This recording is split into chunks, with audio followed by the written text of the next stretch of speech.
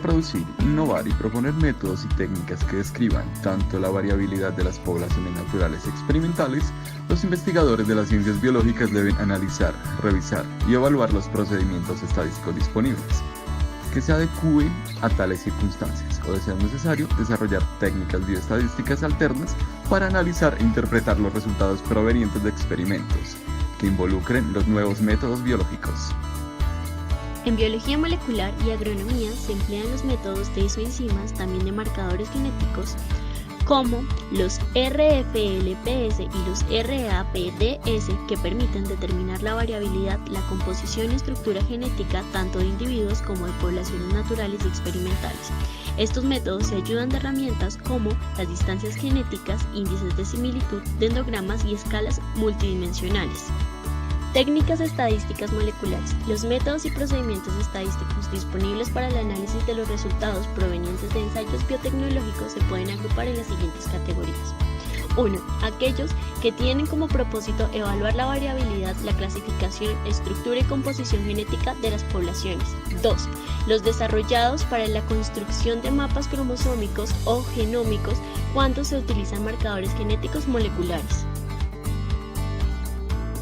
Los denominados QTL, Quantitative Trait Lossy, que son los lossy asociados con caracteres cuantitativos de importancia económica, como el rendimiento, y que proveen al fitomejorador de una herramienta molecular ágil, precisa y oportuna de selección indirecta por los caracteres cuantitativos de interés envueltos en el programa de fitomejoramiento.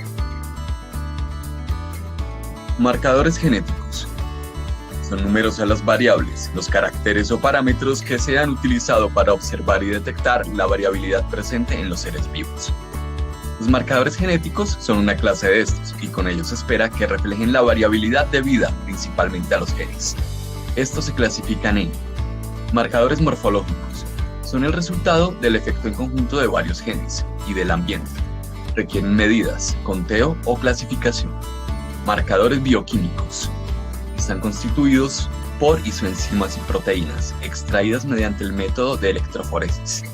Su utilidad se evidencia en que el genotipo del locus codificante de la enzima se puede establecer a partir del número y posición de las bandas observadas en este método experimental.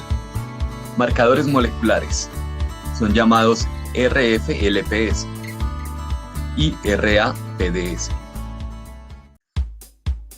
Los RFLPS son enzimas nucleasas que tienen la capacidad de reconocer sitios de restricción, que son secuencias de bases específicas de ADN, en la que la enzima corta la cadena de ADN. Los RAPDS son una técnica que permite la detección de secuencias polimórficas de ADN, gracias al uso de primers. Cuantificación de los marcadores bioquímicos y moleculares. Todos los marcadores mencionados dependen de la técnica de electroforesis, que permite la separación de moléculas según la movilidad de estas en un campo eléctrico.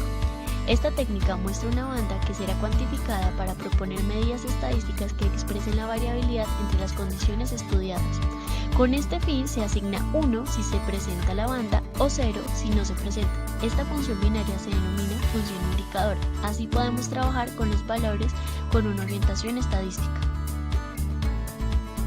Índices de similitud. Se comparan los unos y los ceros que comparten las dos poblaciones. Esto proveerá la información necesaria para relacionar las ausencias o las presencias comunes entre las dos poblaciones. Es posible calcular los coeficientes de similitud entre las dos poblaciones. También es posible definir nuevas fórmulas con la información de la tabla dependiendo de los organismos de estudio. Distancias. Están clasificadas en dos categorías: euclidianas. Emplean el teorema de Pitágoras para establecer la diferencia entre las mediciones de cierto marcador entre dos variables. Son relativamente fáciles de entender y, dada su naturaleza matemática algebraica, permiten trabajar con ellas en investigación. Genéticas. Expresan la divergencia entre poblaciones a partir de un conjunto de genes, siguiendo esta fórmula, con P siendo la frecuencia del iésimo gen de la población A y Q la frecuencia del iésimo gen de la población B. Cuando el número de poblaciones es grande, las distancias entre pares se convierten en valores aún mayores. En este caso se usan dendrogramas y escalas multidimensionales.